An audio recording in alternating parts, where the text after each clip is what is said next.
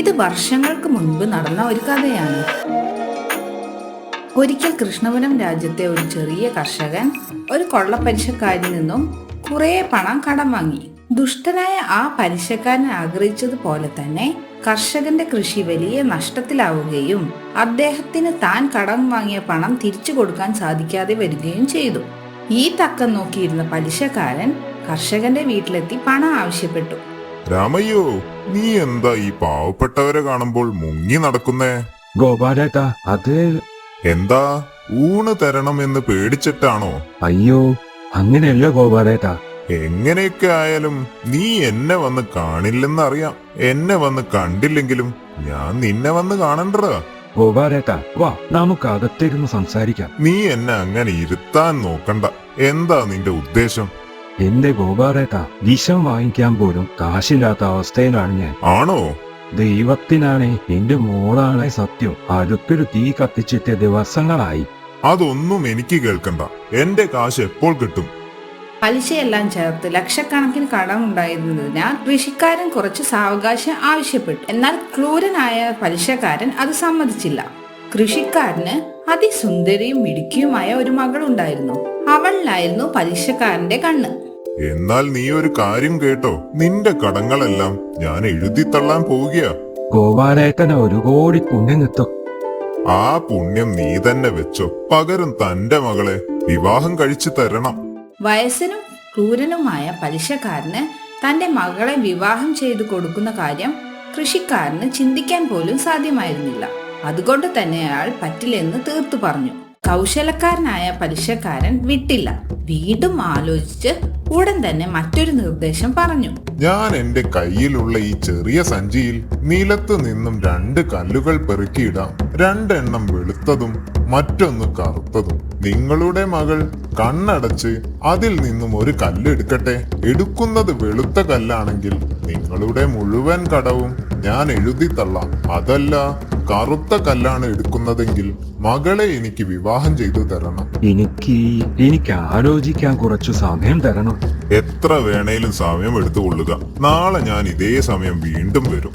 മകളെ അണിയിച്ചൊരുക്കി നിർത്തുക. അപ്പൊ ശരി. ഇതും പറഞ്ഞ് കൊള്ള പലിശക്കാരൻ അവിടെ നിന്നും നടന്നുപോയി. കൃഷിക്കാരൻ തന്റെ മകളെ വെച്ച് അങ്ങനെ ഒരു ഭാഗ്യ പരീക്ഷണത്തിന് തയ്യാറല്ലായിരുന്നു. എന്നാൽ അച്ഛന്റെ പ്രയാസം അറിയാവുന്ന മകൾ ആ വ്യവസ്ഥ സമ്മതിച്ചു. അച്ഛന്റെ കടങ്ങളെ അങ്ങനെ വീടുമെങ്കിൽ വീടട്ടെ. എനിക്ക് സമ്മതമാണ്. എന്റെ അച്ഛൻ സങ്കടപ്പെടരുത്. ഇല്ല മോളെ, നിന്നെ ഞാൻ ആ ക്രൂരനെ ഒരിക്കലും വിട്ടുകൊടുക്കില്ല. ദൈവം എന്തെങ്കിലും വഴി കാണിച്ചു തരാതിരിക്കില്ല.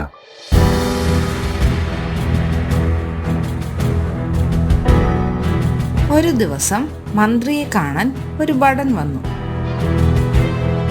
അങ്ങയെ കാണാൻ ആ കൃഷിക്കാരൻ രാമയ്യ വന്നിട്ടുണ്ട്. ഓ, വരാൻ പറയൂ. രാമയ്യ നടന്ന കാര്യങ്ങൾ മന്ത്രിയോട് വിവരിച്ചു. മന്ത്രി മകൾക്ക് ആ ചതിയിൽ നിന്നും രക്ഷ നേടാനുള്ള തന്ത്രം ഒരു കത്ത് രൂപത്തിൽ കൊടുത്തയച്ചു. അങ്ങനെ പിറ്റേ ദിവസം പലിശക്കാരൻ വന്നു.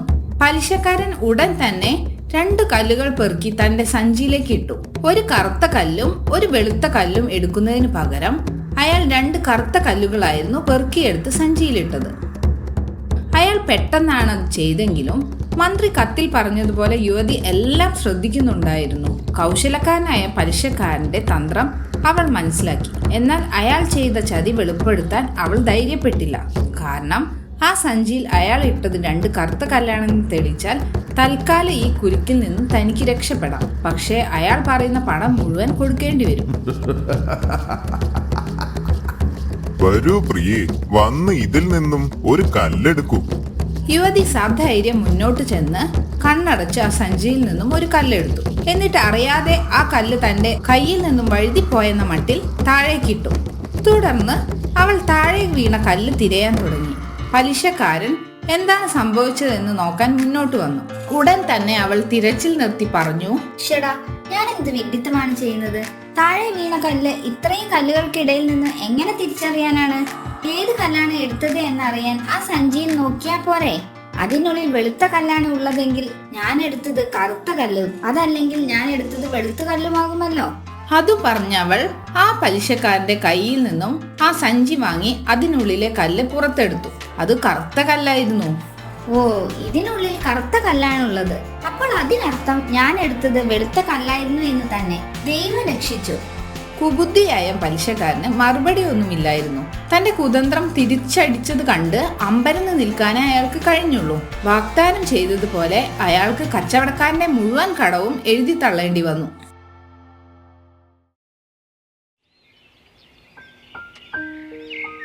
കൃഷ്ണപുരം നഗരത്തിന്റെ പ്രാന്തപ്രദേശത്ത് രാമയ്യ എന്നു പേരുള്ള ഒരു കർഷകൻ താമസിച്ചിരുന്നു. അയാൾ എന്നും രാവിലെ പാടത്ത് പോയി പണിയെടുത്ത് സന്തോഷത്തോടെ കഴിഞ്ഞു. ഒരു ദിവസം പതിവ് പോലെ അയാൾ പണി കഴിഞ്ഞു വരുമ്പോൾ ഒരു പാവപ്പെട്ട വൃദ്ധൻ വഴിയരികിൽ വിശന്നു വലഞ്ഞു നിൽക്കുന്നുണ്ടായിരുന്നു. മോനെ, എന്തെങ്കിലും തരണേ, ഭക്ഷണം കഴിച്ചിട്ട് ഒരുപാട് കാലമായി. രാമയ്യയുടെ കയ്യിൽ കുടുംബത്തിന് അന്ന് രാത്രി കഴിയാനുള്ള അരി മാത്രമേ ഉണ്ടായിരുന്നുള്ളൂ. എന്നാലും നല്ല മനസ്സിനുടമയായ രാമയ്യ തന്റെ കയ്യിലുള്ള അരിയിൽ നിന്നും കുറച്ചു പങ്ക് ആ വൃദ്ധന് കൊടുത്തു. ഇത് കണ്ട വൃദ്ധന് സന്തോഷമായി. വൃദ്ധൻ രാമയ്യയെ അനുഗ്രഹിച്ചു. നന്നായി വരും മോനെ, ഒരുപാട് കാലം സന്തോഷത്തോടെ ജീവിക്കാൻ പറ്റട്ടെ. എന്റെ പ്രാർത്ഥന എന്നും കൂടെ ഉണ്ടാകും. ഇതെല്ലാം രാമയ്യയുടെ അയൽവാസി അസൂയക്കാരൻ ഗോപാലൻ കണ്ടുകൊണ്ട് ദൂരെ നിൽപ്പുണ്ടായിരുന്നു. ഇവനെ ഇങ്ങനെ നല്ല പിള്ള ചമയാൻ വിട്ടാ ശരിയാവില്ല. ഇവനെ പറ്റി നാട്ടുകാരുടെ ഇടയിൽ എന്തെങ്കിലും പറഞ്ഞു പരത്തണം, എന്നാലേ എനിക്ക് സമാധാനമാവൂ. അങ്ങനെ അസൂയക്കാരൻ ഗോപാലൻ രാമയ്യ വൃദ്ധന് ഭക്ഷണം കൊടുക്കാത്തതിനാൽ ആ വൃദ്ധൻ ശപിച്ചു എന്നും രാമയ്യ ഇനി മുതൽ ആരുടെ മുഖത്ത് നോക്കുന്നോ അവരുടെ വിശപ്പ് ഇല്ലാതാവുമെന്നും നാട്ടിലാകെ പറഞ്ഞു വരുത്തി. നാട്ടുകാരത് വിശ്വസിക്കുകയും ചെയ്തു. അതുകൊണ്ട് തന്നെ രാമയ്യനെ കാണാൻ എല്ലാവരും മടിച്ചു. അങ്ങനെ രാമയ്യ വീടിന് പുറത്തിറങ്ങാതെയായി. വീട്ടിൽ പട്ടിണിയായി. ഇത് കണ്ട് സഹികെട്ട ഭാര്യ മന്ത്രിയുടെ ഭാര്യയെ കണ്ട് മന്ത്രിയോട് എങ്ങനെയെങ്കിലും പറഞ്ഞു സഹായിക്കാൻ അഭ്യർത്ഥിച്ചു. നിങ്ങൾ അറിഞ്ഞില്ലേ രാമയ്യയുടെ കാര്യം? ആ, അറിഞ്ഞു. എന്തേ? ഒന്നുമില്ല, രാമയ്യയുടെ ഭാര്യ ഇവിടം വരെ വന്നിരുന്നു നിങ്ങളോട് സഹായം ചോദിക്കാൻ. ഞാൻ നാളെ അവന്റെ കാര്യം രാജാവിനോട് ഒന്ന് സംസാരിക്കട്ടെ, എന്നിട്ട് നോക്കാം.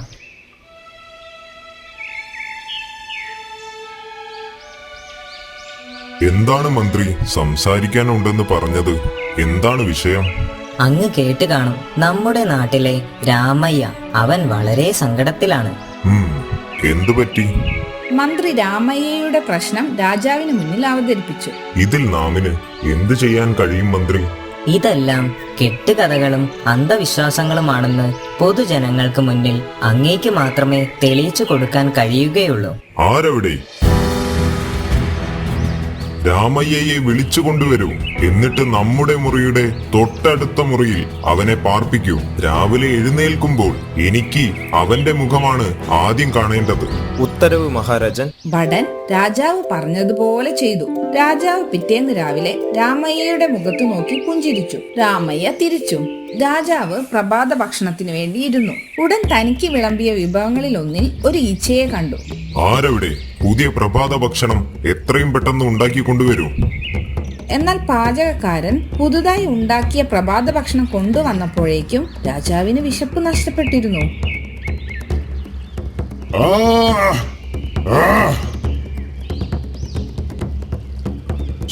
പെട്ടെന്ന് കൊണ്ടുവരാൻ പറഞ്ഞതല്ലേ, എന്റെ വിശപ്പൊക്കെ പോയി. ഇതൊക്കെ ആ രാമയ്യനെ കൊണ്ട് ഉണ്ടായതാണ്. ഇതുവരെ രാജാവിന്റെ ഭക്ഷണത്തിൽ ഒരു ഈച്ച പോലും വീണിട്ടില്ല. പക്ഷേ ഇന്ന് കണ്ടില്ലേ, അതുകൊണ്ട് രാജാവിന്റെ വിശപ്പും പോയി. ഇത് കേട്ട രാജാവിന് കോപം ഇരട്ടിച്ചു. ആരവിടെ? രാമയ്യയെ തൂക്കിക്കൊല്ലാൻ വിധിക്കുന്നു. ഇത് കേട്ട മന്ത്രി വേഗം ചെന്ന് രാമയ്യയെ സന്ദർശിച്ച് അവന്റെ ചെവിയിൽ എന്തോ മന്ത്രിച്ചു. രാമയ്യക്ക് അവസാനമായി എന്തെങ്കിലും പറയാനുണ്ടോ? ഉണ്ട്. എനിക്ക് പറയാനുള്ളതെല്ലാം ഈ കത്തിലുണ്ട്. രാജാവ് കത്ത് വാങ്ങി വായിച്ചു. മന്ത്രി മന്ത്രിച്ച വാക്കുകളാണ് കുറിപ്പിലുണ്ടായിരുന്നത്. അതിൽ ഇങ്ങനെ എഴുതിയിരുന്നു: രാവിലെ രാജാവ് എന്റെ മുഖത്ത് നോക്കിയതിനാലാണ് രാജാവിന്റെ വിശപ്പ് പോയതെങ്കിൽ രാവിലെ ആദ്യം രാജാവിന്റെ മുഖം കണ്ടാൽ എന്റെ ജീവനാണ് പോകുന്നത്. അപ്പോൾ ആരാണ് കൂടുതൽ ശപിക്കപ്പെട്ട വ്യക്തി, ഞാനോ അതോ രാജാവോ? കുറിപ്പ് വായിച്ച രാജാവ് തന്റെ തെറ്റ് മനസ്സിലാക്കുകയും രാമയ്യയെ മോചിപ്പിക്കാൻ കാവൽക്കാരോട് ആജ്ഞാപിക്കുകയും ചെയ്തു.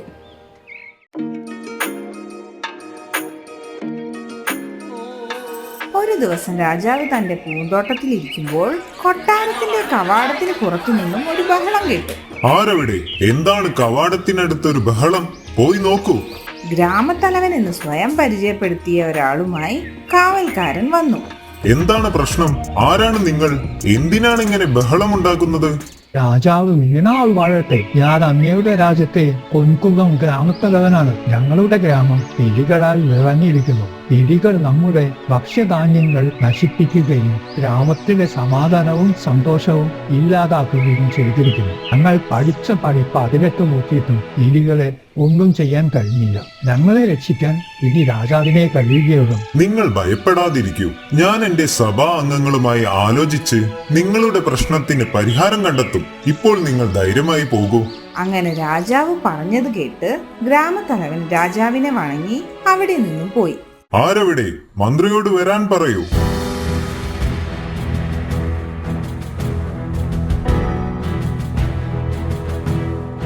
മന്ത്രി രാജാവിനെ വണങ്ങി. രാജാവ് ഗ്രാമത്തലവന്റെ പ്രശ്നം മന്ത്രിയെ അറിയിച്ചു. പ്രഭു, പൂച്ചകൾ എലികളെ തിന്നുന്നതിനാൽ ഗ്രാമത്തിലെ ഓരോ വീട്ടിലും നമുക്കൊരു പൂച്ചയെ നൽകി ഈ എലിശല്യം പരിഹരിച്ചാലോ? ഭലേ ബേഷ്, അത് നല്ലൊരാശയമാണ്. പക്ഷേ അപ്പോഴും ഒരു പ്രശ്നമുണ്ട് പ്രഭു. ഇനി എന്ത് പ്രശ്നം? പാവപ്പെട്ട ഗ്രാമീണർ പൂച്ചകൾക്ക് എങ്ങനെ പാൽ നൽകും? എലികളെ തുരത്താൻ ആരോഗ്യമുള്ള പൂച്ചകൾ തന്നെ വേണം. ശരിയാണ്. അതിനിപ്പോൾ എന്താണ് മാർഗം?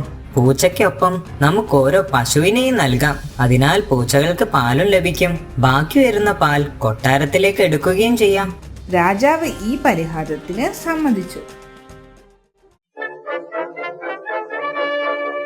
ഗ്രാമവാസികൾക്കെല്ലാം കൊട്ടാരത്തിൽ നിന്നും ഭടന്മാർ പശുവിനെയും പൂച്ചയെയും കൊണ്ടു നൽകി. ഗ്രാമവാസികളെല്ലാം പൂച്ചകൾക്ക് പാൽ കൊടുക്കാൻ തുടങ്ങി. ദിവസങ്ങൾ കഴിയും തോറും പൂച്ചകൾ ആരോഗ്യവാന്മാരും മടിയന്മാരുമായി തീർന്നു.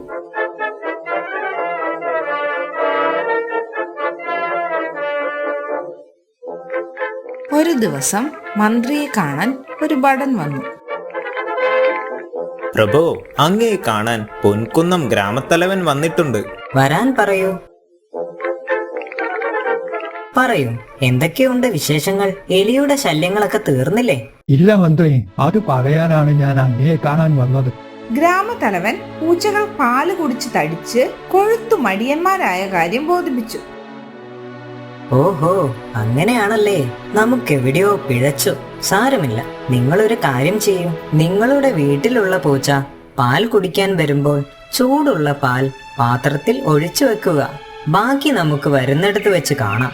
ഒരു ദിവസം രാജാവ് പൊൻകുന്നം ഗ്രാമപഞ്ചായത്തിലെ സ്ഥിതിഗതികൾ അവലോകനം ചെയ്യാൻ സഭ വിളിച്ചു ചേർത്തു. പാൽ കുടിക്കുന്നത് നിർത്തിയ തന്റെ പൂച്ച ഒഴികെ ഗ്രാമത്തിലെ ബാക്കിയുള്ള പൂച്ചകൾ എലികളെ വേട്ടയാടിയിട്ടില്ലെന്ന് ഗ്രാമത്തലവൻ രാജാവിനോട് പറഞ്ഞു. എന്തുകൊണ്ടാണ് നിങ്ങളുടെ പൂച്ച എലികളെ വേട്ടയാടുന്നത്? താങ്കൾ അതിന് പാല് കൊടുത്തില്ലേ? പ്രഭു, ഇത് ഗ്രാമത്തലവന്റെ കുറ്റമല്ല.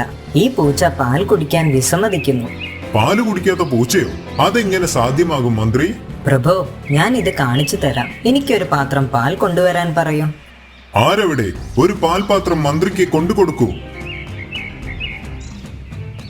മന്ത്രി പാൽപാത്രം പൂച്ചയുടെ മുന്നിൽ വെച്ചു കൊടുത്തു. പാൽപാത്രം കണ്ട ഉടനെ പൂച്ച ഓടിപ്പോയി. അതെന്താണ് ആ പൂച്ച ഓടിപ്പോയത്? പ്രഭു, ഞാൻ പൂച്ചയ്ക്ക് ഒരു പാത്രം ചൂട് പാൽ നൽകാൻ ഗ്രാമത്തലവനോട് പറഞ്ഞിരുന്നു. അത് അതിന്റെ നാവിനെ പൊള്ളിച്ചു.